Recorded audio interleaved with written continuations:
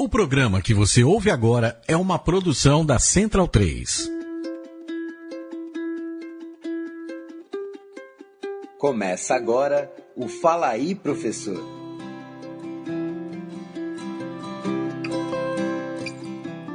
Olá a todos, eu sou o Wellington Soares, sou jornalista da revista Nova Escola e esse é o Fala Aí, Professor. Aqui, como vocês sabem, a gente discute os principais problemas da educação sob o ponto de vista dos professores. Os temas que a gente trata aqui toda semana foram levantados pela pesquisa Conselho de Classe, realizada pela Fundação Lehman com apoio do Instituto Paulo Montenegro. O tema de hoje é valorização docente e o debate parece que vai ser acaloradíssimo. Talvez nem tanto pela formação de professores, mas mais pelos times, né? Leandro Beguossi, meu chefe, palmeirense roxo, que é diretor editorial de produtos de Nova Escola, vai conversar com a gente junto com o Daniel Cara, coordenador geral da Campanha Nacional pelo Direito à Educação, e corintiano. Eu sou roxo mesmo. Roxo, preto e branco, todas as outras cores. E a professora Ana Paula Maia Silva, que é professora aqui da Rede Municipal de São Paulo. Tudo bem, professora? Tudo bem. Salve, Corinthians. Não, claramente o Leandro está em minoria. Em termos de maioria e minoria, o que parece é que a maioria dos professores acha que a valorização docente é um dos temas mais urgentes para discutir a educação. Eu queria começar perguntando para a professora Ana Paula Maia Silva um pouco da experiência dela. Como que é a sua rotina de trabalho? Quantos alunos você atende? Quantas salas você tem? Eu trabalho já há 10 anos na educação. Trabalho com ensino fundamental 1. Já estou há uns 4, 5 anos especificamente com o ciclo de alfabetização.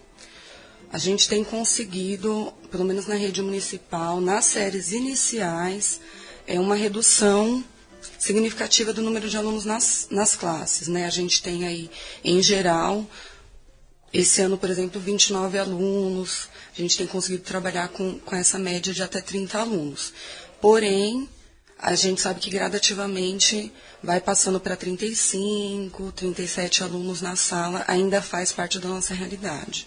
O processo de alfabetização que se pede de até o 3º ano, né, para as crianças de até 9 anos, também tem sido uma dificuldade muito grande ainda para a gente. Você trabalha em algum ano específico esse ano? Alguma turma? Quais eu turmas trabalho você tá esse ano atendendo? com o 2º ano. Ano passado eu fiquei com o 3º, mas já é o 4º ano com o 2º ano. E você dá aula de manhã, à tarde? De manhã. E trabalho com projetos no contraturno escolar. Professora, uma curiosidade que eu tenho é que assim, a gente com frequência fala importante valorizar o professor, mas poucas vezes a gente escuta dos professores, assim, o que é valorização para você? Eu acho que é muito importante ressaltar que a questão salarial não é o mais importante não é só isso, né? É claro que é bom você ser bem remunerado, que a gente quer o reconhecimento profissional, a gente quer equiparar isso a nível nacional, por exemplo. A realidade é muito diferente de uma rede para outra, com outras profissões que exigem a mesma qualificação, então às vezes você estuda o mesmo tempo, né? Professor é uma profissão que a gente estuda a vida inteira, né? A gente sempre está fazendo cursos de atualização e pós-graduação, mestrado, e a gente fala da questão salarial também, mas isso não é só o que incomoda muito. Eu acho que hoje a gente pede muito condições de trabalho, né? Condições quanto à estrutura física, quanto à estrutura de recursos humanos. A gente precisa de gente bem qualificada na escola, a gente precisa de formação constante. Quando a gente vê que a rede investe, por exemplo, em formação, faz toda a diferença. Quando a gente vê que a rede investe em plano de carreira, que você vai crescer, que você vai estudar, isso vai trazer melhorias significativas para o seu trabalho. Né? Sentir-se valorizado é saber que você vai ter condições de chegar e desempenhar o seu papel. Porque a gente passa por diversas outras funções dentro da escola e, às vezes, a docência fica um pouco de lado, infelizmente. Então é mais profissionalização do que valorização, em alguma medida? Ou não? É a mesma coisa para você? Em que sentido de valorização? Quando a gente escuta os professores, é geralmente assim, eu preciso de boas condições para desempenhar o meu trabalho. Né? Eu preciso estar formada para isso. Assim, a melhor forma de me valorizar também é permitir que eu trabalhe. Simplesmente assim. Sim, não dá para... formação é importante porque não dá para pensar que o professor que está formado há 15 anos está atualizado para passar para essa criança que já nasceu, por exemplo, na era digital, que já domina as ferramentas tecnológicas. Então, se a gente não tiver informação constante, quando a rede oferece isso, faz toda a diferença. Então, se você não passar por essa formação continuada, né, que a gente tenha condições de fazer, porque não adianta oferecer isso no sábado e domingo, Né? Não adianta a gente não ter essa oportunidade de fazer em horário de trabalho, seja com dispensa de pontos, seja com pontuação. Né? Isso tem que ter um atrativo para a gente. Quando a gente fala de valorização, por exemplo, é o reconhecimento muitas vezes dos pais. Hoje em dia a gente tem um conflito muito grande com a família. Quando há uma parceria entre a escola e a família, por exemplo, você tem uma valorização do profissional. A pesquisa Conselho de Classe tem um dado interessante sobre isso, porque eles perguntaram para os professores quais seriam as ações que eles priorizariam se eles pudessem decidir o que a rede vai fazer para melhorar as condições de trabalho. 34% falaram justamente investir em programas para fortalecer a participação da família na escola. Acho que o primeiro ponto que precisa ficar claro é que profissionalização e valorização não são duas pautas distintas, e elas são sinônimos na realidade. Quando a gente observa, especialmente aqui na fala da professora, que ela tem uma grande preocupação com infraestrutura, mas ela cita formação, cita carreira e cita piso, na realidade ela está falando da mesma agenda. Em primeiro lugar, é preciso ter sim uma remuneração inicial mais atrativa. Junto com o salário inicial atrativo, você tem que ter uma carreira que de fato demonstre progressão. Você tem que ter horizonte na sua vida, né? Para qualquer profissão. Agora, só isso não basta. É preciso que a escola tenha a capacidade de realizar o trabalho do professor e também o aprendizado do aluno. O professor ensina, o aluno aprende. Nesse sentido, é preciso investir sim em infraestrutura, né? E a questão da formação continuada é parte dessa agenda. O Brasil tem no Plano Nacional de Educação um mecanismo que prevê todas essas questões, inclusive o número de alunos por turma. Para anos iniciais do ensino fundamental, uma sala com mais de 25 alunos é muito grande, né? É bom ressaltar isso. Então, o município mais rico do país tem salas superlotadas para a alfabetização, mas o aspecto fundamental é que esse mecanismo é o custo-aluno-qualidade inicial, que é previsto no Plano Nacional de Educação, que deveria ter sido implementado até junho de 2016, não foi implementado, porque ele demanda uma necessidade de cerca de 37 bilhões de reais.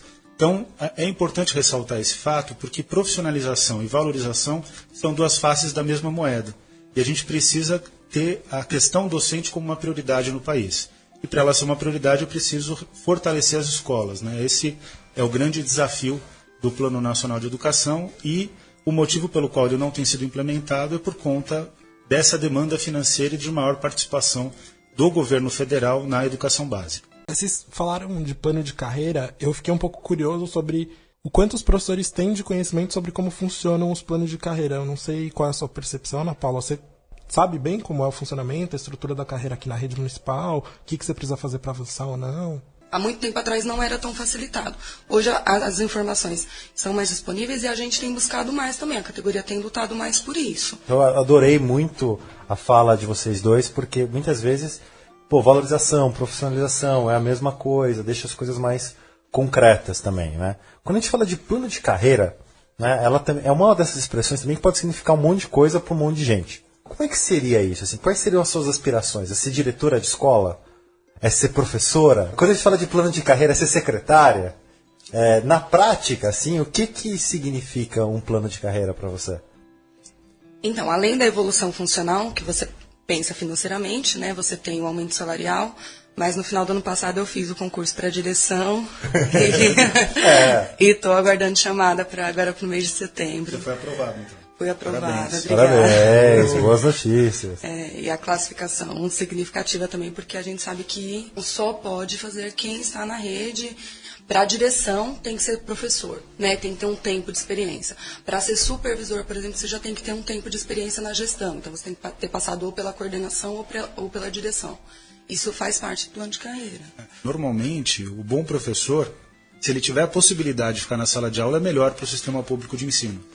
Eu fico imaginando que é isso. Assim, quanto mais craque, né, que você falando de futebol, tá no campo, melhor. Exato. E nem sempre o melhor professor vai dar o melhor diretor. Exatamente. Né? Então, qual que é a tendência internacional ou a referência internacional que o Brasil poderia se inspirar? O professor é o cargo. Então, é para onde você... É o cargo que você presta o concurso público. E você tem uma evolução na carreira conforme o tempo de serviço e conforme, que é uma evolução horizontal, e conforme a sua formação, seria uma evolução vertical. Então, quando você consegue combinar mais formação com mais tempo na carreira, você vai ter uma melhor remuneração. E qual que é a questão do coordenador pedagógico ou do diretor? Em geral, essas são funções que professores se habilitam ou por um processo eleitoral ou por outro processo de seleção, e que depois ingressam como diretor de escola ou coordenador pedagógico ou psicopedagogo. Então existe um caminho que é trilhado a partir do professor, porque o que se é valorizado é exatamente o trabalho da docência em sala de aula, o contato com o aluno. Então esse é o aspecto que hoje tem inspirado vários países que pretendem fortalecer seus sistemas de ensino a partir dessa experiência internacional que é fortemente europeia. Qual foi o ponto que a Ana trouxe aqui para nós? Ela pretende crescer na carreira e pretende crescer, por conta da dedicação que ela tem à profissão, ela pretende crescer inclusive como em termos de valorização social. Então ser diretor, participar do concurso é um caminho para isso. A minha pergunta é para a rede pública de São Paulo, estadual e municipal, se esse é um bom caminho. Eu queria saber da Ana se ela sente isso, que para você ser de fato valorizada, ganhar um salário melhor, ter mais prestígio, você precisa de fato sair da sala de aula. Na verdade, eu acho que as duas falas foram perfeitas, né? É bem isso, não significa que você, sendo um professor, você vai ser um bom diretor. Eu acho que é questão de aspirações mesmo. Por exemplo, eu vejo muitos colegas que querem fazer para sair de sala de aula. Né? A gente sabe que é aquela dificuldade do dia a dia, do lidar com o aluno e querem ir para a gestão. Eu não fiz por isso. Né? Eu tenho aspirações de fazer um outro trabalho, né? De ver coisas que a gente tem vontade de fazer acontecer e que a gente vê que às vezes não acontece e é um outro desejo. Eu não acho que tenha que sair, mas é uma coisa que pesa. Você saber que você vai ganhar mais, que você tem uma outra proposta. Sabendo, de repente, que eu ganharia a mesma coisa para ficar em sala de aula e desenvolver um projeto, pode ser um atrativo ou outros caminhos, né? Bacana dar uma aula para uma licenciatura, no curso de pedagogia. Acho que são pontos interessantes. Essa história de dar aula na pedagogia, ela quase inverte a lógica do Brasil, né? Que tem, para você dar aula de pedagogia, isso significa que em muitos casos você nunca encarou uma turma de Fundamental 1. Existe aí um problema grave de perda de talentos, né? É raro ter uma professora como a Ana que quer continuar na carreira, quer ser diretora, que tem paixão pelo que faz e que opta, podendo ter outras possibilidades financeiras, opta por continuar no magistério, né? Isso precisa ser valorizado pela sociedade. Eu fico pensando aqui, quais são as semelhanças e diferenças, né? A gente pensa em carreira, trabalho, de professor para outras profissões. Em outros lugares, né, enfim, você é sistematicamente avaliado. E a gente sabe que isso é um tema muito controverso em educação. Né? Então eu queria escutar um pouco de vocês primeiro sobre isso. Prós e contras do professor ser avaliado. Quando a gente pensa no plano de carreira, você citou tempo e formação. Até que ponto faz sentido no plano de carreira do professor também ter avaliação externa? Para o teu plano de carreira, ter avaliação externa? Sim, não... Puta, nunca pensei nisso. Daniel, quer falar primeiro? Eu acho que precisa, Leandro, ter uma clareza sobre o que é a natureza da educação. Eu acho que isso falta no debate público brasileiro. Educação não é um trabalho em que você consegue realizar esse trabalho de maneira plena se você não compreender que o aluno só vai aprender se ele quiser. Que o grande trabalho do professor é fazer com que o aluno queira aprender. É difícil envolver o aluno, não é fácil. Dito isso, que o esteio da didática é o aluno só aprende se ele quiser, qual é a questão da avaliação e da gestão escolar? Qual é o problema da avaliação externa? O problema da avaliação externa não é a existência dela, é a maneira como ela é utilizada no debate público. Isso não é só no Brasil, é no mundo todo. Ela é muito mais utilizada para se ter uma visão externa do processo pedagógico e uma visão descontextualizada do processo pedagógico. O que eu acredito que a avaliação externa pode colaborar? Se ela for discutida dentro da sala de aula, se ela for discutida dentro da escola, se ela for um recurso que atinja o fim da educação, que é a aprendizagem dos alunos. Então, se eu sou um diretor de escola, um pedagogo ou um licenciado, que tenho consciência das dificuldades da minha escola, recebo uma avaliação externa, o que eu faço? Chamo os professores, converso com eles, chamo os pais, converso com eles, digo que é importante que os alunos queiram aprender, tento entender qual é o problema daquela comunidade. O maior problema que eu vejo na educação brasileira hoje, Leandro, é o seguinte: todas as profissões exigem especialização. Eu certamente não vou ser tão bom jornalista quanto você, porque você estudou para isso. Um médico da mesma maneira. Só que o professor ninguém respeita. E por que não respeita? Que todo mundo acha que a sua experiência de escolarização vale mais do que o que a pessoa que estudou para ser professor entende de educação. O que eu queria dizer é que não tem nenhum problema avaliar. Nenhum profissional é mais avaliado do que o professor. Ele é avaliado o tempo todo pelos pais, pelo diretor, etc. Só que ele precisa ser respeitado na sua especialização. E a partir do momento que ele for respeitado, ele tem que saber utilizar os instrumentos como avaliação externa, como o que chega dos pais, porque o professor também é muito resistente, ele tem que mudar essa postura para poder melhorar a sua sala de aula. Essa tem que ser a obsessão do professor. Melhorar a sala de aula e melhorar o aprendizado dos alunos. Uma coisa que eu queria falar e que me chamou a atenção é essa questão do aluno só aprende se ele quiser. Que eu acho que diz muito sobre esse lance da carreira do professor, mas tem um cuidado também para a gente falar que não é porque o aluno parece não querer que tudo bem ele não aprender. Né? Então, é só uma ressalva que eu queria fazer. Eu queria perguntar para Ana Paula agora o que ela vê sobre isso da experiência própria ter validade como a experiência da escolarização. Eu queria saber se você sente impacto disso no seu trabalho, se os pais reclamam muito, falam, quando eu aprendi não era assim, ou coisas do tipo. Eu vi que você balançou bastante a cabeça quando o Daniel falou. É o famoso... ainda tem muito isso. É difícil a gente discutir, até debater, porque é como ele falou, se eu tenho a formação, se eu entendo, se eu domino o assunto, não vou discutir com uma pessoa que não entende. Eu posso, né? A gente apresenta o trabalho. Eu tô cansada de fazer reunião de pais, sempre fiz, desde a minha carreira, no sentido de formativa, né? De mostrar para o pai o que é o trabalho, o que a gente quer desenvolver com o aluno, trazer os pais para a nossa realidade. Mas não é sempre que isso é aceito, principalmente quando a criança tem muita dificuldade. Aí ele quer que volta lá para o tradicional e que dava certo, mas né, a gente conhece a metodologia, sabe os resultados e... É difícil ainda, mas ainda tem muito esse pensamento, sim. O que a diretora Ana Paula vai fazer quando ela assumir uma escola? Eu pego aquela pergunta para casar com essa. Assim, o que você pretende fazer assim, para ser essa superdiretora? Nossa, é um sonho, de verdade, ser uma superdiretora, porque eu amo a educação, eu não me vejo fazendo outra coisa.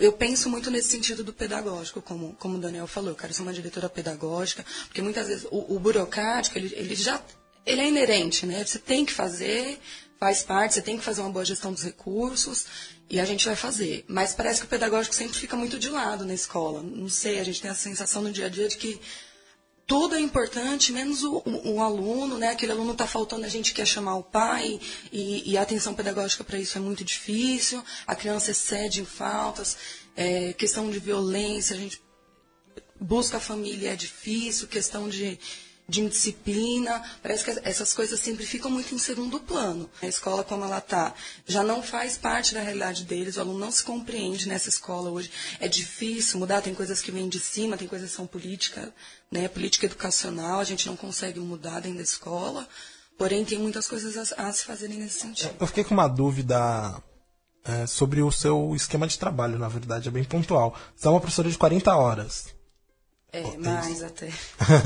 Mas o seu contrato de trabalho é de 40 horas, não? Isso. Dedicação exclusiva e tal. Na rede municipal a gente chama de GEIF, né? Tem a jornada básica e a GEIF, que são 40 horas. Entendi. E aí você consegue cumprir em uma escola só, estando em sala de aula só de manhã? São 25 aulas com aluno, 3 horas de atividades, 2 livres. 30. E mais 5 horas de estudo na semana. Entendi. Respeita o processo da lei do... um pouquinho além da lei do piso, né? Da distribuição de carga horária da lei do piso. Era isso que eu ia perguntar também para você, Daniel, na verdade. Que desde 2008 as redes deviam estar reorganizando seus planos de carreira, enfim, para poder respeitar a lei do piso. Eu queria saber se nesse processo que está acontecendo, você conhece alguma rede que fez uma mudança de carreira que seja interessante, se você tem contato com algum tipo de iniciativa bacana. Não, foram muitas redes, né? Eu vejo, sinceramente, dos secretários e secretárias municipais de educação e de alguns secretários estaduais, desde a aprovação da lei do piso até hoje, e nós fomos até o Supremo para defender, né, a campanha nacional pelo direito à educação, para defender a lei do piso, exatamente nessa distribuição da carga horária, então 2 terços em sala de aula, 1 terço em hora de atividade. Eu vejo muitas redes se esforçando para conseguir implementar carreiras mais atrativas e uma melhor distribuição da carga horária. E eu vejo que, em termos de debate pedagógico, é consenso que é preciso equilibrar melhor o tempo com o aluno e o tempo de preparação das atividades. Qual é a dificuldade? A dificuldade é financeira. E essa dificuldade é uma dificuldade absoluta no caso brasileiro. Por que é absoluta? Porque mesmo a rede de São Paulo, que é do município mais rico da federação, praticamente o terceiro maior orçamento do país, você tem dificuldades de implementar integralmente uma carga horária adequada para a realização do processo de ensino-aprendizagem, que tem que ser obsessão, né, dos gestores públicos. Então tem que ter maior participação do governo federal, que é quem mais arrecada. E é muito difícil discutir isso perante uma crise econômica. Então, de alguma maneira, o Brasil vai ter que ter a maturidade de fazer um debate público pautado em qual é o interesse que ele vai priorizar. Se é o interesse da educação e dos direitos sociais ou se é uma decisão conforme as disposições do mercado. O ideal seria ter a capacidade de negociar com base na sinceridade de uma mesa estabelecida. Então, de um lado, os defensores dos direitos sociais, de outro, aqueles que pensam na questão econômica, e a gente sentar, discutir, ver quais são as alternativas. Eu não vejo que essa maturidade está possível de ser realizada, né? Então, enfim, o debate vai para o Congresso Nacional. Mas, essencialmente, esse é o ponto. Tanto a Constituição de 88, depois reforçado pela emenda à Constituição 14 de 1998, melhor dizendo. Como posteriormente a emenda do Fundef, que é de 2006, e a emenda constitucional 59 de 2009, então, desde 88 tiveram várias análises da Constituição e mudanças da Constituição, fortaleceram uma ideia só, que é preciso que o governo federal participe mais da educação básica, não só dizendo como tem que ser feita a educação básica, mas colocando a mão no bolso e colaborando com estados e municípios. Isso é fundamental para a carreira docente. A grande questão no Brasil hoje, só para vocês terem uma ideia, em termos de custo-aluno, é que 80% do custo-aluno tem que estar dedicado à remuneração inicial e à carreira dos professores. Então, o que significa que o custo do aluno por ano, basicamente, é um custo de valorização docente em termos econômicos, né, que são fundamentais. Eu acredito que a própria pesquisa reforçou esse aspecto. Então, esse é o desafio do Brasil. Agora, não é um desafio simples. Eu não vejo que o Brasil esteja muito maduro para fazer uma discussão política. Professora Ana Paula, você comentou sobre a sua jornada de trabalho, o Daniel falou que foi um ponto de disputa na lei do piso, justamente. Eu queria saber como que você vê essa importância desse tempo de trabalho pedagógico coletivo. Que diferença isso faria para você? Faz toda a diferença. Eu acho que é fundamental a gente ter, eu acho que é um direito, né? Foi uma luta muito grande e faz toda a diferença a gente ter esse momento, que é um momento de formação, né, que eu volto lá para o início, é um momento de formação daquele professor que muitas vezes não vai fazer o curso, não tem o tempo livre, que tem um acúmulo de cargo, que não sai da escola, né, para fazer uma pós, mas que está ali ouvindo um pouquinho, né, um momento de formação com as coordenadoras que estão preparadas para aquilo que a gente discute, os assuntos mais pertinentes, a bibliografia é toda levantada pelo grupo desde o início do ano, e é fundamental para o desenvolvimento do planejamento para o decorrer do ano letivo. E os professores também aprendem entre si. O que significa que esses momentos de hora de trabalho pedagógico, eles são fundamentais. Eles precisam ser muito valorizados pelas redes públicas. Eu já trabalhei em escola que ninguém estava preocupado com o horário de trabalho pedagógico. O coordenador não acompanhava e a gente que começava a organizar. Dava certo por uma iniciativa dos professores. Mas se aquele espaço fosse mais valorizado, eu tenho certeza que a escola ofereceria uma educação melhor. E tive em escolas que aquele espaço era um espaço apaixonante. Os professores se preparavam, liam, traziam questões, traziam casos de alunos, né? Não ficavam naquela coisa miúda de ficar falando, o fulano é indisciplinado, o outro é filho de um casal que se separou. Quer dizer, tinha esses casos, né? E isso também tinha um resultado muito bom. Então, é importante que os professores eles estabeleçam relações de cumplicidade e troca de experiências. O que um gestor pode ou não fazer que faz diferença para você se sentir valorizado ou não? Tenho tempo para ver. 30 segundos. 30 segundos. Passa ou repassa, professora? Só reforçar um aspecto que vocês colocaram que eu achei Obrigada, fundamental. Daniel. Adorei o Daniel. Ele é Corinthians. O Daniel vai ganhar mais estrelinha hoje. Não, mas um aspecto que é fundamental que vocês colocaram, que também é uma boa experiência que é verificada em várias redes públicas do mundo que ofertam boa educação.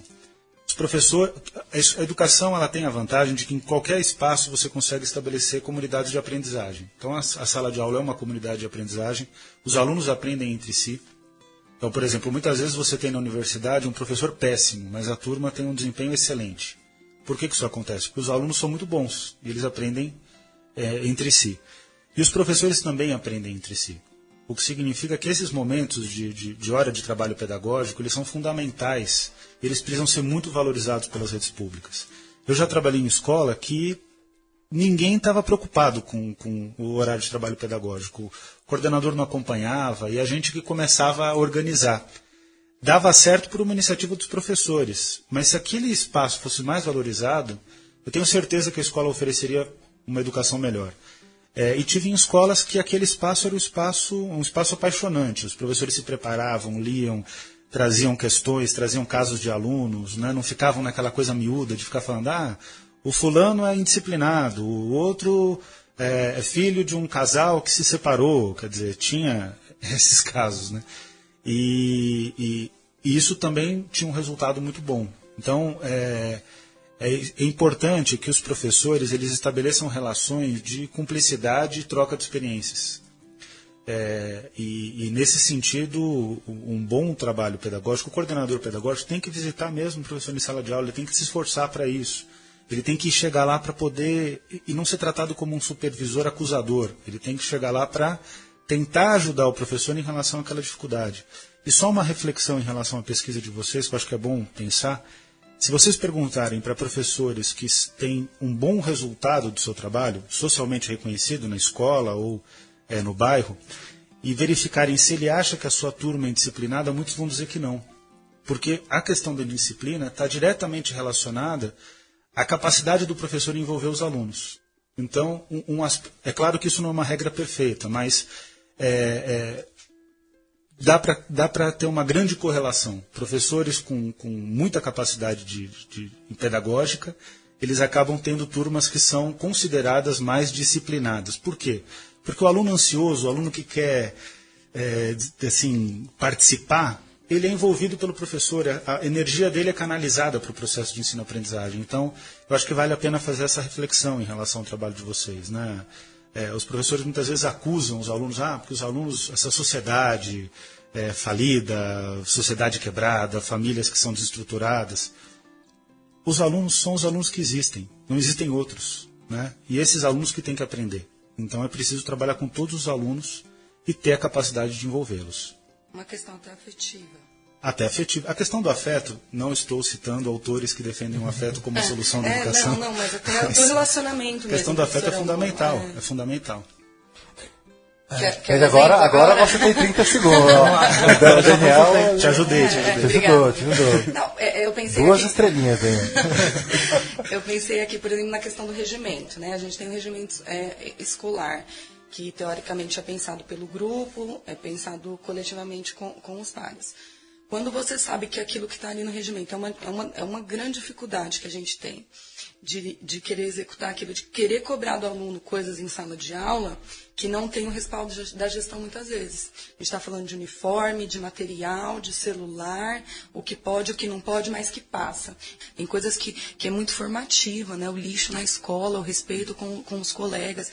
Isso está para muito além da sala de aula. Eu só queria fazer um último comentário, que é a Semana de Ação Mundial, que é um evento que aqui no Brasil é coordenado pela Campanha Nacional pelo Direito à Educação, teve como tema em 2013 a seguinte frase, que eu acho muito boa: nem herói nem culpado, o professor tem que ser valorizado. Que eu acho que está super conectado com esse lance de encarar a profissão docente mesmo como uma profissão, né? Não sei se você tem essa impressão, professora Ana, de que às vezes as pessoas encaram o professor só como alguém que está muito apaixonado por educação e que é isso, né? E aí você tem que tocar o barco, haja o que houver. Você vira, né? O herói é isso mesmo, né? De qualquer maneira, nas piores condições, muitas vezes, fazendo o impossível lá. E não podemos ir por essa linha. Bom, vou encaminhando para a gente encerrar, então. O papo foi ótimo. Queria agradecer o Daniel, a professora Ana Paula. Muito obrigado. Esse é o nosso último episódio? Pois é, esse é o nosso último episódio, pelo menos por enquanto, da série de 4 episódios que a gente tinha pensado. Eu queria aproveitar então para agradecer o Leandro, que veio nos 2 últimos, deu uma super força, e agradecer a galera que não aparece, não fala com a gente, mas que também ajudou pra caramba, que são a Érica Nascimento, a Letícia Sakata, da Fundação Lehman, e a Paula Pérez, da Nova Escola. E também, é claro, o Leandro e a minha aqui da Central 3, que é responsável por gravar, editar e cuidar da gente, da água. Ele é basicamente o super diretor aqui, professor. Bom, gente, muito obrigado a todo mundo que ajudou nos 4 episódios do podcast. Muito obrigado a todos os professores que ouviram a gente. Só para lembrar, a série Fala Aí Professor é uma produção de Nova Escola e da Fundação Lehman em parceria com a Central 3. O programa de hoje e os 3 anteriores estão disponíveis no site de Nova Escola, novaescola.org.br, onde também é possível saber mais sobre a pesquisa Conselho de Classe, que foi o disparador dessa série de 4 episódios. Muito obrigado a todo mundo. Tchau, tchau.